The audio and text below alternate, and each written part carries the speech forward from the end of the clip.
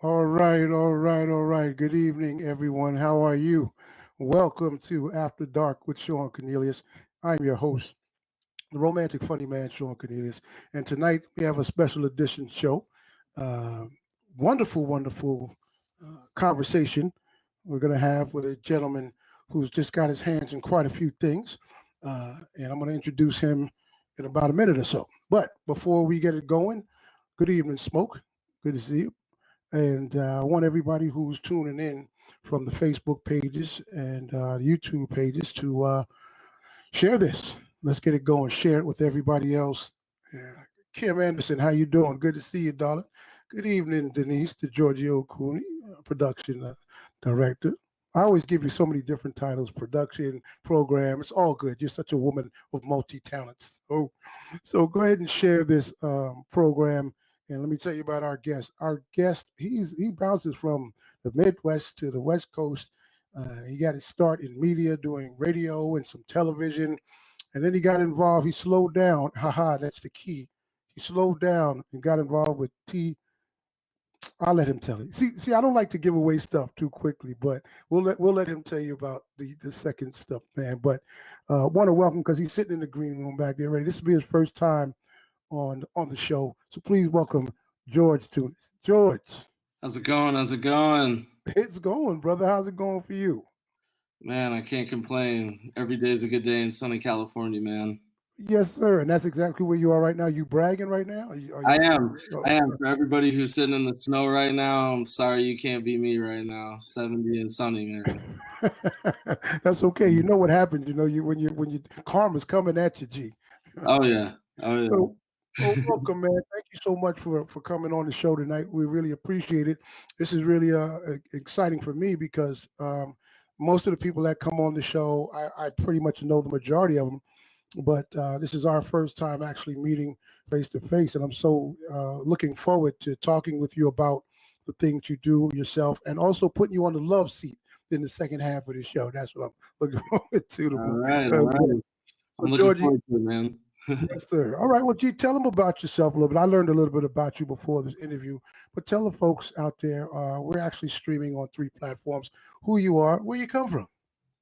Yeah, man. Well, I come from the metro area of Detroit, Michigan. Born and raised right around that area. And as you said, I got involved pretty early on with the media arts, stuff like, radio, TV, and all that stuff. But mainly radio was where I got my start. So I started off at a local station in my area. I did everything from, sports broadcasting, to being a DJ for music shows. I got into the news thing for a bit. Won a lot of the awards, for community radio stuff, and then I bumped it up towards the end of high school. Started working at a Clear Channel station 955. Okay. Amazing station, and I instead of going on and kind of continuing that career, I went on to college, and I ended involved with kind of TV, film when I was at the college level, and when I was in school, I feature film that did really well, put me on the map a little bit, and then when I came out here to Hollywood in my last year of college, I went right into it. Crazy enough, the first boss I had, first company I worked for was the Weinstein Company with Harvey Oh, Weinstein. That was my first boss. not that Weinstein. Oh yeah, that Weinstein. Yeah, yeah, that was my first job out here, my Okay. first boss. But then, I went on to work in the writers' rooms of a few things. So I started, in the writers' room of a Gus Van Sant movie, and then I went on to then do my first film with Oscar winner J.K. Simmons. That movie was called Blackstone. Didn't do that well, so kind of ended my directing career right there, but I continued on into writing. And I was at TBS, for some years doing some sketches and things, just kind of bouncing around.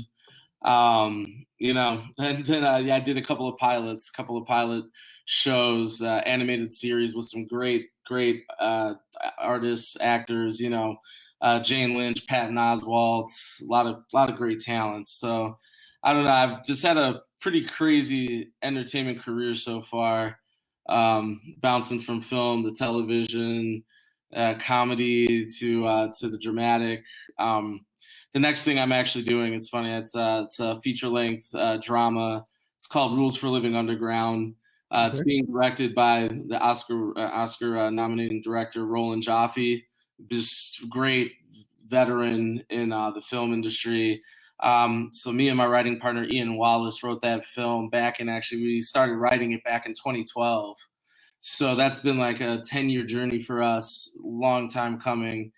So yeah, so we're just happy to be doing that next year in New York, and plus the couple of pilots that I have, we're just waiting to see if those go to air, and yeah, it's Okay. been crazy. Yeah, so wait, so okay, that's a lot, man, and that's real cool. What got you into that? Did you, and plus you went to school. You go to school for this. What first of all, what got you excited about radio and TV, and film, and the media stuff? What actually sparked your interest for you to go, hey, this is what I want to do? Because I understand you went to school for this. Yeah, no, man, when I was young, um, I didn't have a whole lot of direction as to what I wanted to do when I was older. And you know what they say about idle hands and an idle mind. Devil's Workshop, got that right. Yeah, yeah. So I was a bit of a troublesome kid in a lot of ways, but the people around me, the adults around me, always knew I had some potential if they could just figure out what that was and what direction they could kind of push that into. So it all started when I needed to just do an elective class, and that community station that I said I started at, the general manager of that station did a class for the high schools in my district, Okay. called radio. It was a radio intro to radio class or something, right? Hmm. And he would always pick out a couple of people from the class to go and go on to the radio and try their hand at it and work at the station if they wanted to and everything. So I took the class. It was just recommended to me. I wanted a blow off class, right? I wanted something easy for my elective. So, Right. my guidance counselor just kind of started probing, asking around what my interests were, and she just suggested the class. And I took the class, and lo and behold, it was really interesting to me, and doing radio and that whole thing. I mean, it just was really an attractive proposition for me. So I got chosen to be on the staff and to work at the station, and I just soaked up as much as I could. As I said, I had an opportunity to do sports games in the community. Have my own show, having a couple of them actually. Filling in slots, man, where there were empty slots. And just Right. saying, hey, I'll do this, I'll do that. Just being eager, and Right. diving really in head first. Um, and that's how I got the opportunities to work at 955, and that Hmm. was a big thing for me. I worked with the legendary Mojo in the morning, and Yeah. Michelle Smith, and from there, just working around those professionals, man. I mean, that just was Yeah, everything. you have to. You got to get it. You got to get that bug when you're actually in it, doing it around top notch folks. Yeah. Well, Yeah, no, you're right, and that's what translated to the film and writing too. I mean, I just fell into writing and doing film just because once it's just so funny how these things work. I think I was telling you earlier, man. Like when I got to school, right? I was yes. like, oh, okay, they have a great radio station. I picked a school with a top 5 radio station just because I wanted to continue to do it while I was doing my education. Okay. And it was funny because we come in, right, and there's all these kids that are interested in radio, and I guarantee out of all the kids that were coming in, to the college, I had hands down the most professional experience. I worked at a Clear Channel, top 40 station, right? And Right, I right. had a big ego on me. And I get there and I try out, and they don't choose me for the radio station. They don't give me a show. They don't Mhm. give me anything. And I was like, what the heck? What? Like, this is so crazy. How'd you not select me based off my resume alone? I mean, that's ridiculous. Right, And I met with the guy. I was like, what's up? Like, are you kidding me? And he's like, well, it's your voice. We train you for the profession, right? right. And the profession now is selling products, doing liners and product endorsements. I mean, it's a voiceover factory essentially. Yes. And the free form, and that was I graduated high school 2006, so it's in Okay. college between 2006 and 2010, right? So this was before podcasting, right? Before the Spotify stuff, before YouTube was Yeah. big, before people had their own platforms to go back to the free form, because that's where I came from in 955 with Mojo. I mean, they were comedians. They were comedians who did radio essentially, Right. right? Right. And because I'm a comedian and that was my talent, I fit into that, but I didn't know that that was a unique situation and Yeah. not the reality of the entire industry. So when I didn't get picked for that, I was just like, all right, well, I got to try something new now, make this work. Well, Wait, I'm wait now. here with this art school. I got to figure it out. Right? Are you a comedian by society's understanding or a comedian by your own understanding?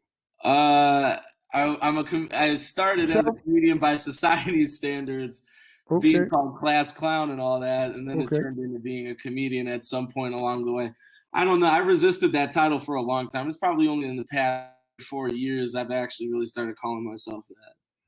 All right. Wait, all right. So, have you done any clubs? Have you performed at any comedy club? Now, see, Yeah, I'm gonna tell you. I don't know. I've done a limited amount of stand up, man. I'm more so I work in the writers' rooms. I'm a Okay. jokester. Yeah, I come in the my jokes are on the written word more Okay. so. Well, I jumped at that because I'm actually a comedian by trade. Yeah, I didn't plan on it, but I've been out to LA and done some of the spots out there. yeah, Um, so I was just curious. I was curious because I yeah. was like, okay, so because Well, you're multifaceted then because yeah. you do so many things. It's Um, like whereas you're the Chappelle, I'm more the Neil Brennan. I'm the guy behind the scenes writing the jokes. I listen. I humbly take that, but I don't think I'm close to Chappelle. But that's a good way to get close to the host of the show, Georgie. Good deal. Good deal. Yeah. Let me ask you, like, of all the things that you do, then inside before we move to the next topic, which one do you kind of think you might be a natural at or you enjoy the most? I mean, obviously you do them all. Which one do you kind of like lean towards? Yeah, yeah. It's hard to say, man. I mean, I do so much, but I mean, like I like being a showrunner, being TV, doing TV writing, comedy, the whole nine. When I was, the pilot that I did this last fall, I was Okay. as I said, it was with Jane Lynch, with Patton Oswalt, Reginald Vell Johnson, who's Carl Winslow and Family Yes. Man, Yes. Kurtwood Smith, who was in that dad on that '70s show, Red Foreman. Hmm. I doing that show. It was my first foray back into directing too, directing actors, but it's a lot different, because I realized that I wasn't great at directing a set. And that's Right. 200 people, 300 people, even more sometimes, and a lot of moving pieces. I'll tell you, like when I was doing Blackstone, man, I had a crew and cast. I mean, there was like 100 some people around, Wow. and I was doing the whole film. That was my first one. I was 23 when I did that, and I had an Oscar winner on my thing, Mm. on my set and everything. And it was all good when I was out in front of everybody, but I would go take some bathroom breaks every now and again just to like hyperventilate and in Right. private. Right. Right. Like I Right. was having a panic attack, like an extended panic. That's what directing a film set is like for a director. It's like an extended panic attack over the set amount of time you're filming. Yes. I was not that equipped for that, quite honestly, and that's why that ended quickly. But just to answer your question directly, being a showrunner, man, working with actors within a voiceover booth, doing adult animation, and like the latitude that you can have comedically speaking when you're writing adult animation and whatnot. That's my favorite thing. That's the thing I've naturally fallen into, and the environment that I love the most. Okay. Yeah. Hey, Jordy, from time to time, like I said earlier, we have people, I was addressing folks on the platforms will have questions or comments. So I want to throw it up when it comes up. I think this is a very, it's a really good question from Derek. Derek is like our resident questionnaire. He always comes up with great questions. So his question is, what is a successful recipe when preparing a pilot? Ooh, I mean that's a pretty broad question, I guess. I mean, I think the first part of the successful recipe is knowing that with any recipe, your own little spin on it is what makes it yours, and what makes something successful. Right, right. So that's the first thing is, observe how the greats did it, but also know what makes people attracted to you and or your style of what you're putting into the pilot, right? And then play that strength is what I would say, because how we did it and how we got to the pilot phase and got people to bite on it, really had very little to do with the structure of like things that we did that seemed to be pretty standard and recipe Mhm. related.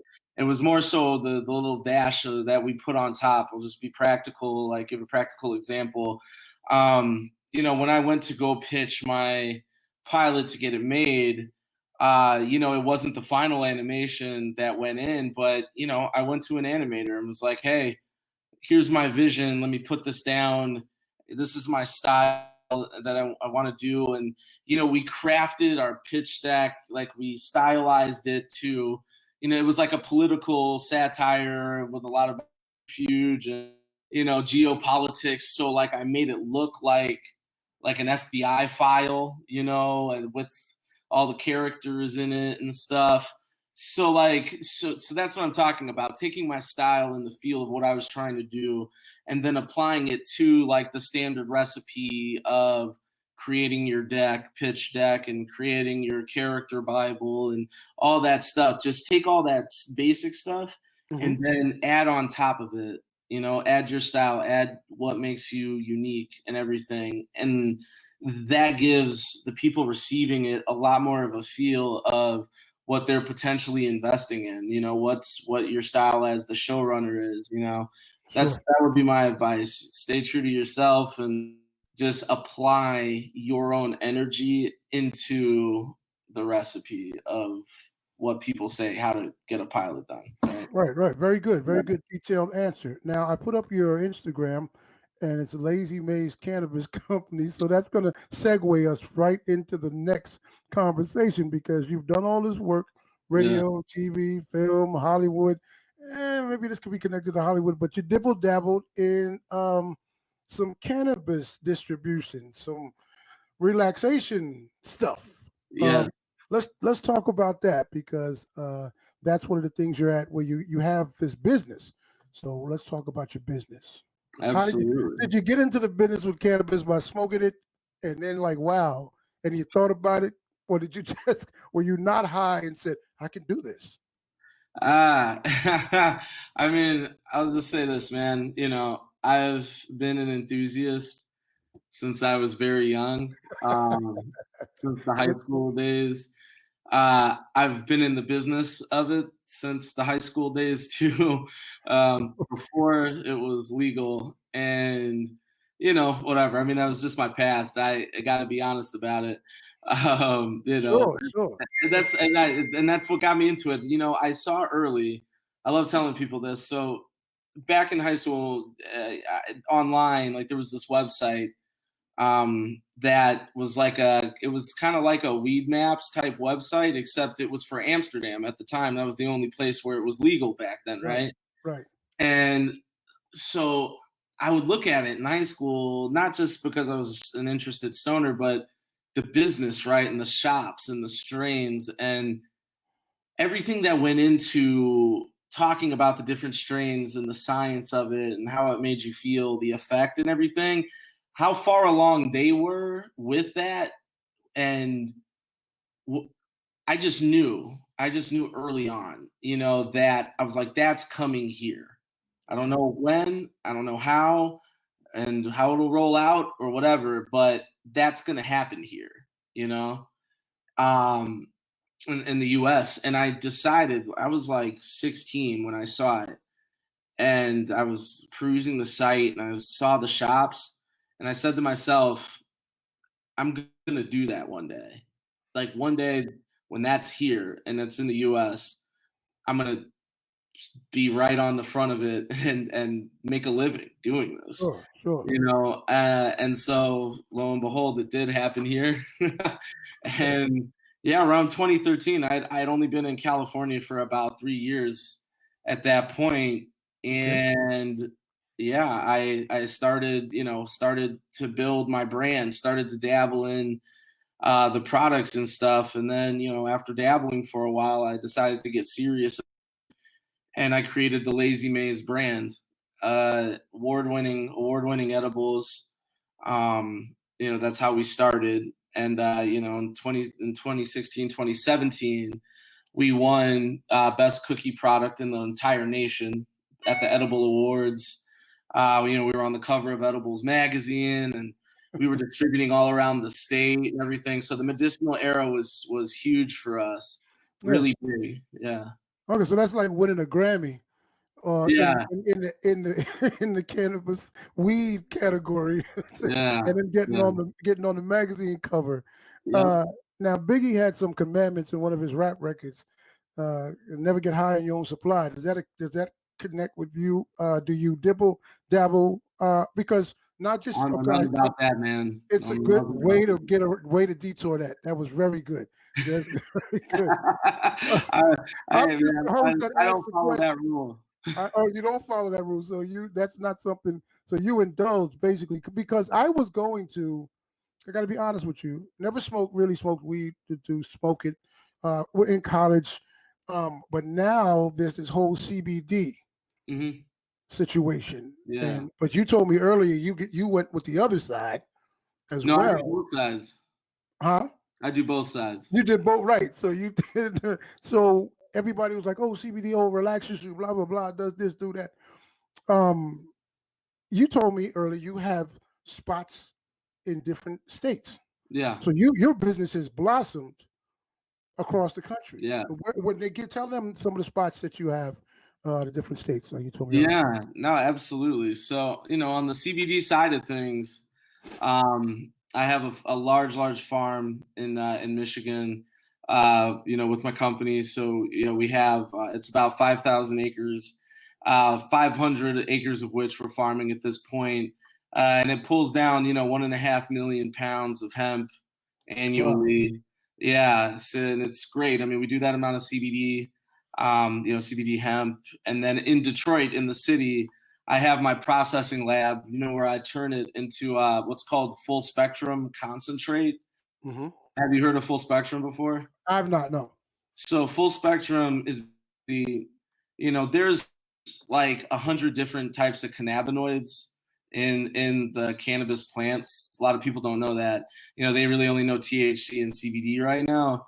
Hmm. And so what's important is when you're extracting for the good health benefits, to really have the maximization of the effect to your body, you have to have what's called the full spectrum, which is all the cannabinoids intact in the chain. And when you do that, they call it the entourage effect or the synergistic effect.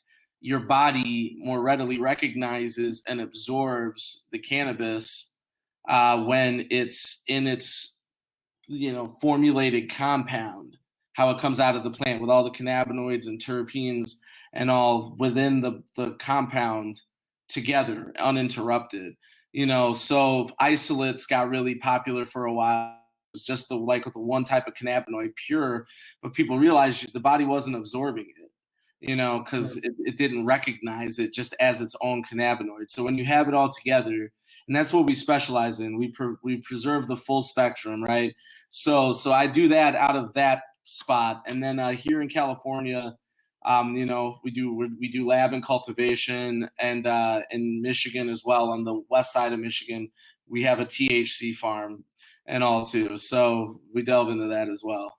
All Yeah. right, well, listen. Okay, since and you're talking some good stuff, but there's some folks on here that probably dibble dabble in their own scenarios for their own reasons. Let's go with the positives. What's the positives for? Because you talked about health benefits in the body. Yeah. So give us a few for those that don't know, because some just do it for recreation.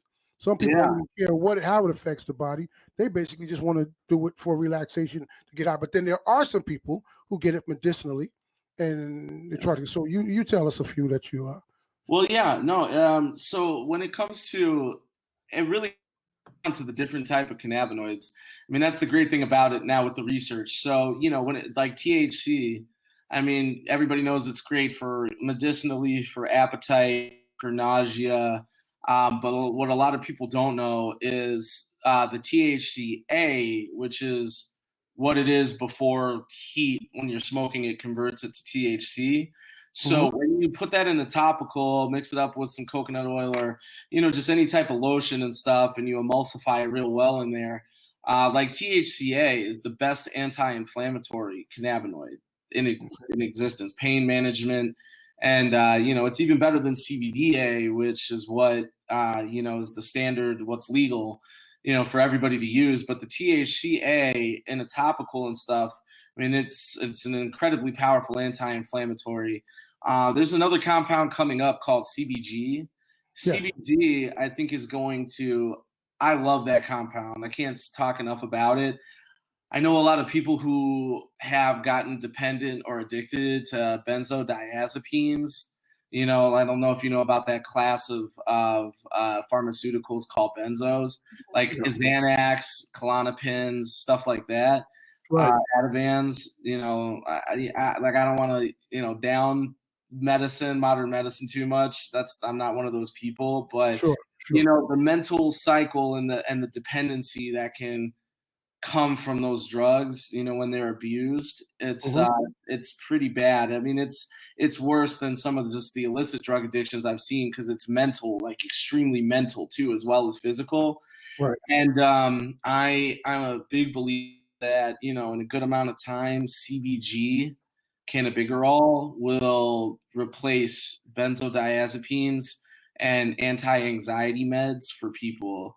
It's a really strong anti-anxiety property, as well as it's like really good for acne too, for some reason, like CBG Right. based creams. And of course, people know about CBD. I mean, it helps with Crohn's, it helps with seizures, and arthritic joints. So there's just so many health effects that come from hemp-based compounds and THC plants. Right. Yeah, so I'm a big believer in all of it. Well, yeah. When you were talking about acne, George, you see this face. You see how smooth this skin is. Yeah, I'm out of that category. But when you start talking about that arthritic stuff, that's the age bracket that me and my producer and my programmers, they won't say it out loud, and I'm looking at their faces right now. But that's our category of acne. We're past that. But George, you sound like you really know your business, man. And I figured you would. But here's a question from Denise: what's the availability of CBG? Oh, that's a good question.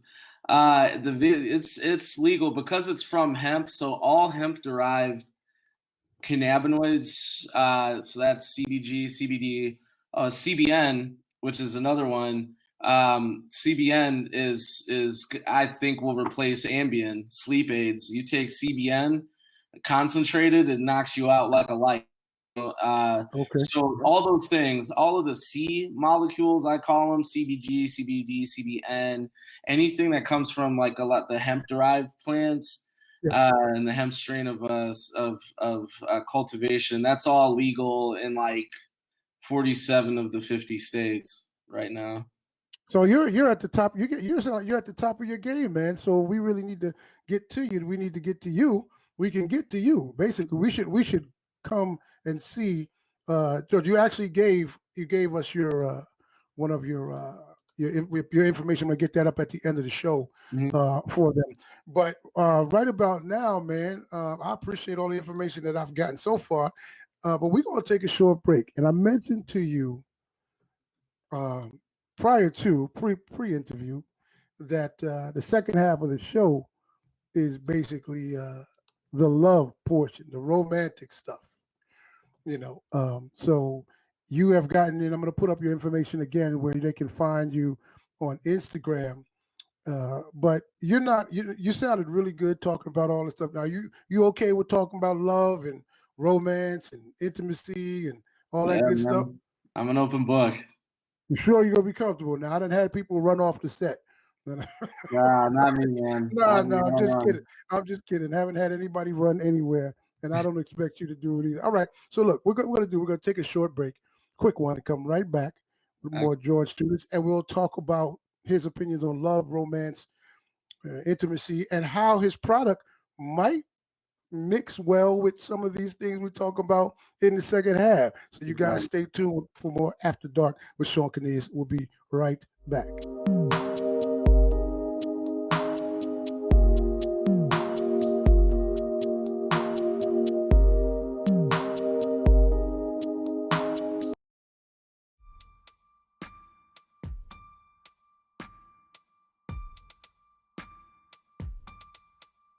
The day I found out about you was one of the happiest days of my life. I mean, what woman doesn't want to hear the words, "You're pregnant"? I could never believe that I would love so hard that I would disregard just about everything and everyone in my life. Being a middle child, got an older sibling, a younger sibling. Being the middle, I always felt I was by myself. So why do I need to be around other people? Let me see, where do I start? I never got love from my mother, and my father showed me that his love was leaving us. You see, we were living high off the hall, if you know what I mean. I mean, the finest food, traveling, cars, saving, all that good stuff. We was doing it. Everything was going well until I realized, yeah, until I realized I had a problem.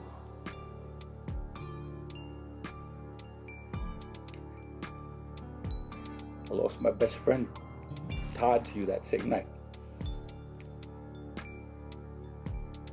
When he crashed his car into a lamppost. You ruined my dad and I back then because we always needed an escape. And it was always you that provided it. My name is Greg Williams. And my confession is, My name is Jennifer Hurt. And my confession? My name is Tito Brown, and my confession. My name is Jack Daniel. And my confession. My name is Rondina Smith. And my confession? Steve Jackson. My confession.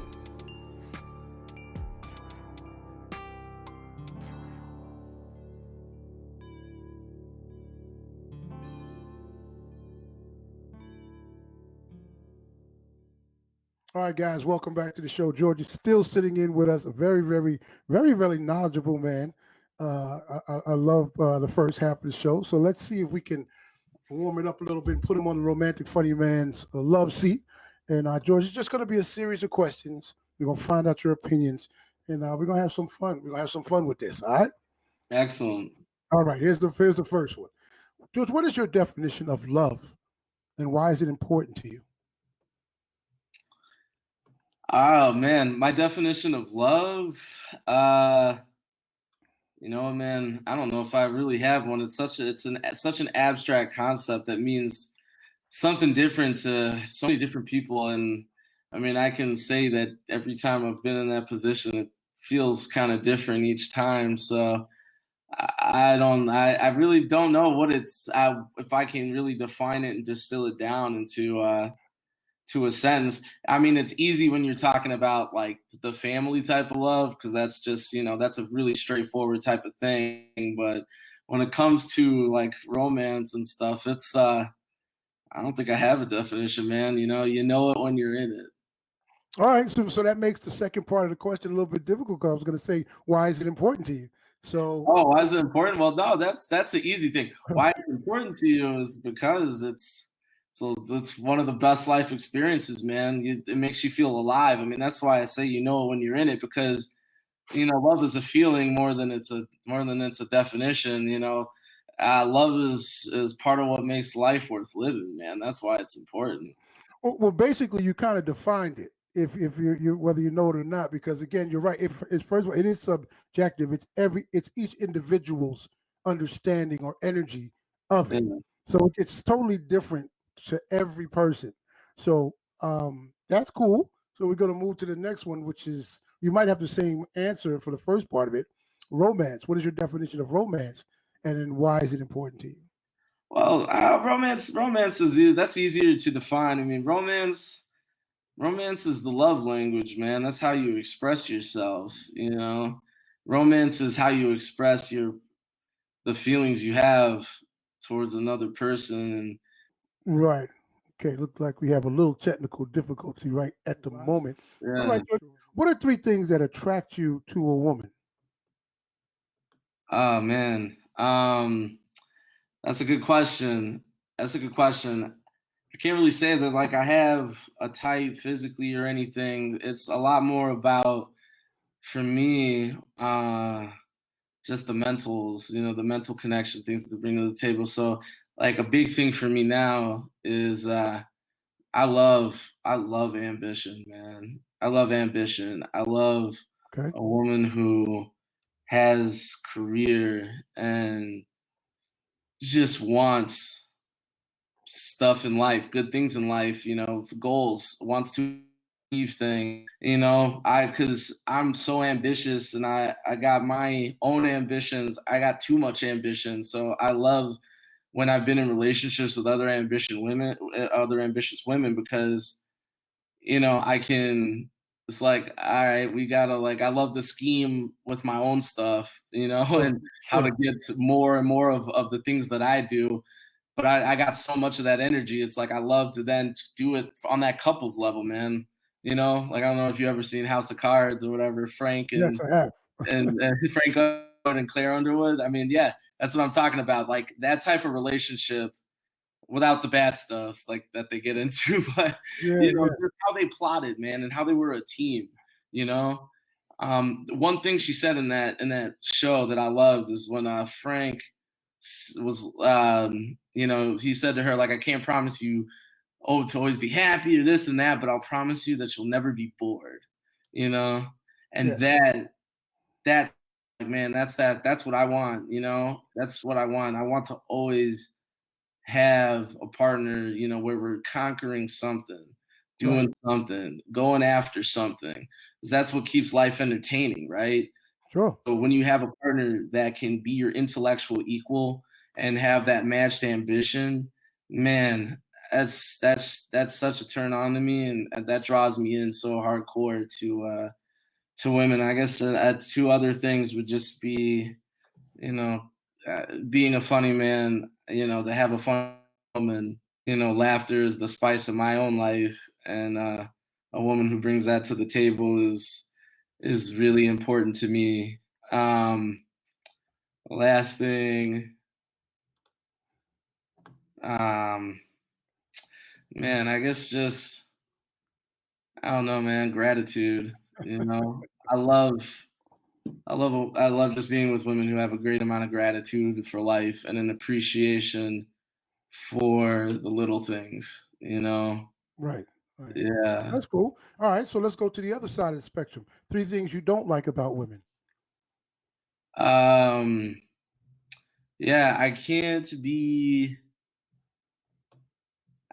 with a woman who just doesn't like to resolve, you know? somebody who thrives in chaos and argument and drama and stuff. People have a propensity for that, and if that's your spice, you like a little fire in your relationships and stuff, then that's you. I'm not trying to down that like as an overall thing, but for me, man, I'm out here in these streets fighting every day so hard, for what I got, that for me, relationships, I need a lot of peace in my relationships. So, how that translates is for fights and stuff. I mean, you'll get into disagreements, that's inevitable, but I'm the Sure. type where it's just like, look, I want to resolve this and resolve it now, so that we can just go on with our day, So a woman who holds on to stuff, and likes to fight, some couples like to fight, they get off on it, and that's fine, Right. but that ain't me. Okay.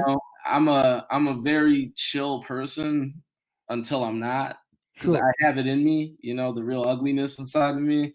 And if Mhm. you wake that up, if we're fighting for too long and stuff, I've been in those relationships where it's like the fights go on so long to the point where I'm just like, okay, well, now I'm losing it. You're losing it. Now I'm losing it. Sure. you know Sure. and then when that happens, then that's just like, well, then stuff feels unhealthy to me, Yeah, it it's hurts all my good. heart, right? Right. you and I don't like to get to that point, Sure. so quick resolution is a key for me. All right. All right. Cool. So here's a thinking question. Every time I ask this question, folks will always say to me, "Oh man, oh goodness. Okay, let me figure." So here it goes. You have respect, you have honesty, and you have trust. Now we know those are all necessary for a successful relationship, right? Hmm. But for right now, I'm gonna give you the opportunity to take one of those away and still have a successful relationship. Which one would you take away? Respect, honesty, or trust? That's Man, you weren't lying. That's a hard one, man. I mean, some of those are connected. I mean, how do you really respect somebody if you're not honest with them? Well, no, you know what? No, it can, because it depends on what that brand of honesty. So I would take away honesty, and here's why. Okay. Because if you have the respect, so it's respect, honesty, and trust, right? Those were the three things. Yep. So if you have trust in your relationship, and you respect that other person, then the stuff you would be dishonest about, that's all white lies. Like, it's just stuff to spare the other person's feelings, and to not rock the boat. But I mean, but if you have respect for the other person and there's mutual trust, then the stuff you're being dishonest about can't be that bad. You can still have a solid relationship. Hey George, is this one of those questions where you would sit down and go, "Hold on, I need to get one of my products over here. Let me take a toke really Yeah. quickly. Let me Yeah, take yeah, a that's toke one of of that. those conversations, Give me man. one of those edibles. Give me one of those edibles right now for this question." Yeah, but I mean, that makes sense though, right? At least a little bit. Cool. All Yeah, right. Here's one. I'm telling you, everybody takes a second on that question. yeah. All right, here we go. You're walking down the street in California, and it's good probably happen in California because everything happens. You kick a bottle by mistake, and out comes a genie. Mhm. And the genie's on a low budget. He's on a small budget. You don't have three wishes to give you. He can only give you one wish for Mhm. love. What would be your wish for love? And this could be basically I'm talking about inside your relationship or your love life, not anybody else's. What would be your one wish? Woo! I mean, I don't know, man. I kind of got probably a weird ass outlook on this. I think the standard answer would probably be, everybody would be like, well, I wish I'd find that one perfect person and all that stuff. I don't know, man. For me, I don't know if like I like to be a one woman man, but for kind of short periods of time. I feel like I'm kind of like George Clooney before he got married. So I Okay. guess what I would say, if I had that one wish and I could be a perfect love life, my perfect love life would be a month of intense romance and then on to the next person. I would like to experience kind of, different relationships and different aspects of intense love kind of monthly, I guess, for a long period of at least my younger life, I guess I would say. You said about a month's worth of intense love and romance. Hmm. Yeah, kind of for, I don't know, maybe the next, I don't know, 20 years of my life, I guess, or something. Okay. Again, it's your wish, brother. Yeah. It's your wish. All Yeah, right. 'cause Cool. I love dating. I like dating. The crappy thing about dating is the bad ones in between the good ones. Correct.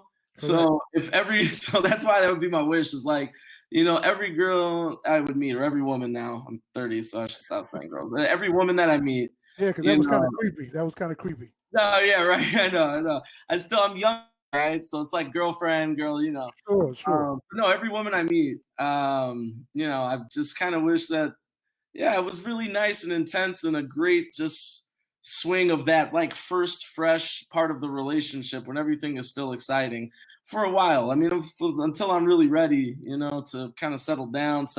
But I Sure. don't know, man. I still enjoy just kind of the innocent and not overly serious aspects of dating and Trust me, meeting people right now.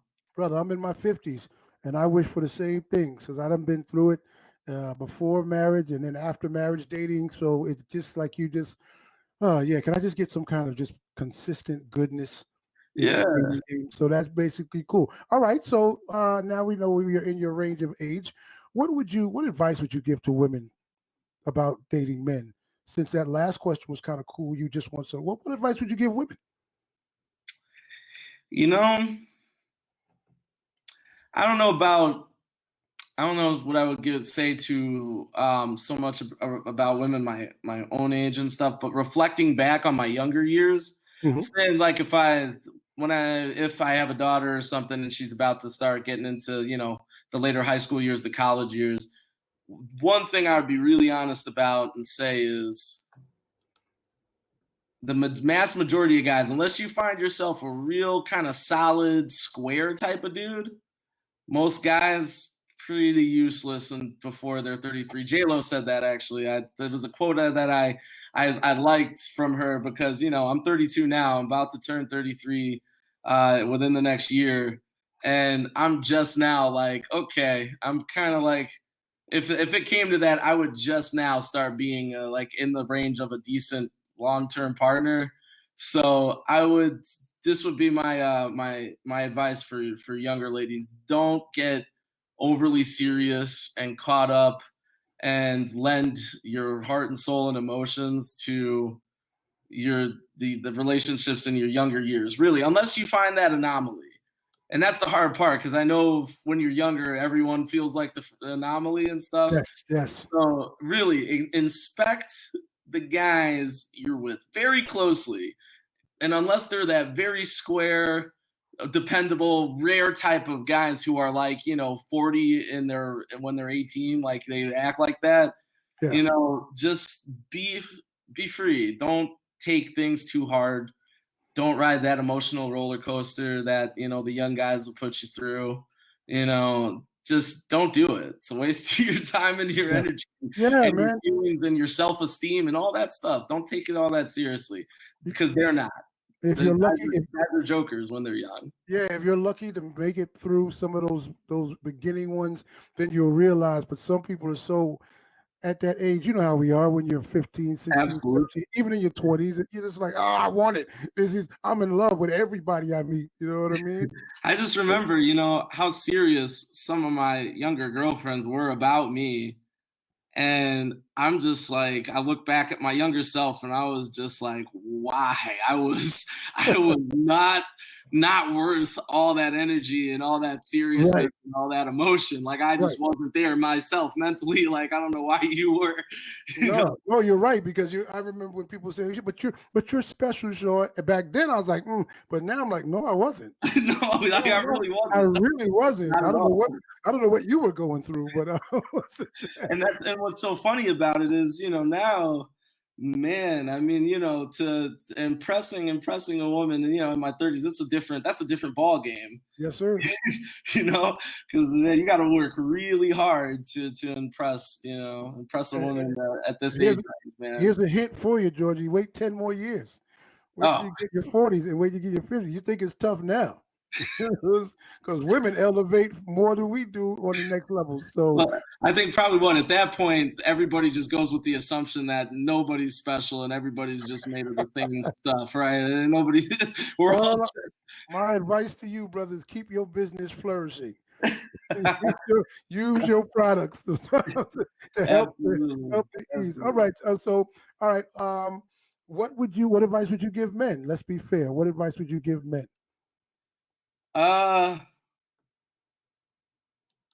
Yeah, you know what? I'll elevate this one. I guess to men around my age now, I think the way society does it, right?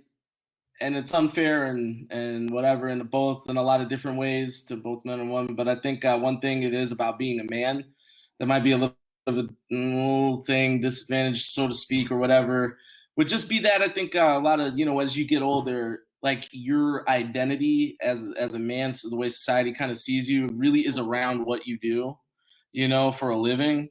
That's Mhm. kind of what you're reduced to as a man as you get older. I feel like societally speaking. And then, so because of that dynamic, I think a lot of men around my age really start to mold and blend their personality into their job. Right. Like their job, they lose that unique sense of self they had, when they were more unencumbered and younger in the youth, and you just kind of become a bland, you know, caricature of your job personality, and that becomes your personality outside of work at a certain point, just because that is who you are for so much of your day, Right. and your week and your life at that point. And I think dating advice I'd say for men and now around my age, if you're still single and out there, is just remember that women are attracted to personality first and foremost. At least the good ones are. And so don't lose your unique personality. Don't lose who you are outside of just what you do. Right. Don't become a caricature of just your job personality. And then try and bring that into courting women, because that's not going to do anything for you. Right. Right. All right. Good answers, man. Very good answers. Good advice. All right, Jody, we're almost done. Before we get out of here, I have this game that I like to play called Lucky. I mean, I was getting ready to say Lucky Sevens, like I'm gambling. Favorite sevens. All right. These are really quick and easy. I'm just going to call out some things. You give me your favorites, and then we'll be up and out of here. Cool. All right. Here we go. First one. Favorite food. Oh man, barbecue. Anything barbecue. Oh, Yeah, I barbecue. mean, I guess, Barbecue. yeah. So I'm like, a good slab of beef ribs is Okay. just tops That's to me, it. man. All right. Favorite all-time song. Favorite song. Wow. Oh, that's hard, man. I'm so eclectic. I do music, so Hmm. I don't know. Uh, The song, if it came on right now, you'd stop this interview and just jam out. All-time favorite. yeah, I don't know, man. Yeah, if I had to say, there's a live recording. It's Jimi Hendrix playing a song called Machine Gun Hmm. live. I think it was at the Monterey. He Okay. performed it. And that recording, that rendition of that song, man, I just put it on, and it's one of those long 15-minute riffs he did. That's why I love it. It's the live recording. Yeah. Every time I hear that stuff, man, I hear just a musical god just doing their thing, Okay. And Cool. yeah. All right. That works. Favorite movie all time. Um, Probably Blow with Johnny Depp. Okay. Perfect movie. Yeah, it was a good movie. It was a good film. Good film. Yeah. Favorite book you've ever read. Um, Probably Tuesdays with Maury by Mitch Albom. Okay. Yeah, it's a book about death and end of life and stuff, and Oh, yeah, just a picker upper type of book. yeah, it's really introspective and interesting, you know. Okay, have to check it out, possibly, maybe. Yeah. Favorite vacation spot? Ah, man. Oh man, Jamaica. Jamaica. All right, cool. Now, since I'm going to twist it around, since you do these, favorite director? Favorite director? Probably Darren Aronofsky. And give us something he's done that we would know. Oh, Requiem for a Dream, The Okay. Fountain. Yeah. All right.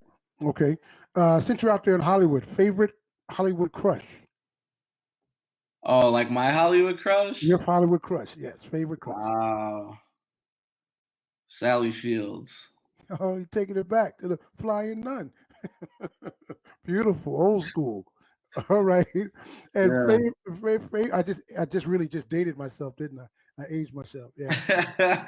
I showed how weird I am, right? It's a 60-year-old woman I got a Hollywood crush on. Yeah. All right, cool. And favorite time of the day to make love?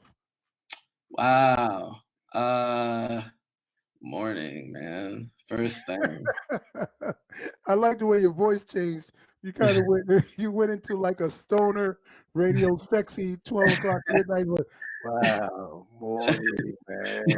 Yeah, man. Nothing beats the morning, man. It's the best way to wake up, you know? Beautiful. And with that answer, George, you are now off the romantic funny man's love seat. And this interview is just about done. Thank you so much for coming through, man. As Smoke says, thanks to all of you for showing up and showing out. Stay well and stay safe. Denise says, great interview, George. Can you give us one quick positive message for the folks to take home with them or one positive quick message? One positive quick message. Yes, sir.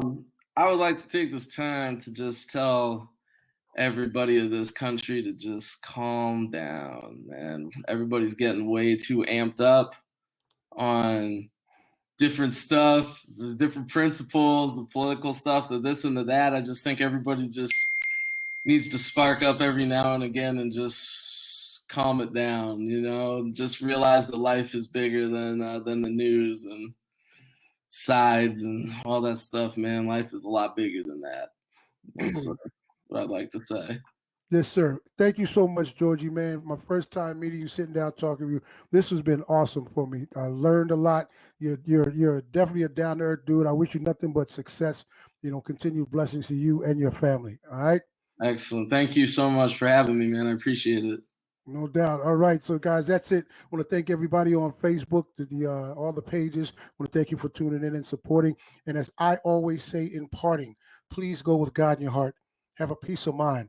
Have a wonderful, wonderful tomorrow. And if you're not going to do it for yourself, we know what's going on out there. Be safe. If you got to wear a mask, social distance, continue to wash up and keep clean, do that. If you're not going to do it for yourself, do it for me. Do it for George. We want to see you around. All right. So this is Lula May and Cornelius's baby boy, Shawn Cornelius, saying, God bless. Good night. Catch you around the corner on the next episode of After Dark with Shawn Cornelius. Hope you guys have a good one. Peace out.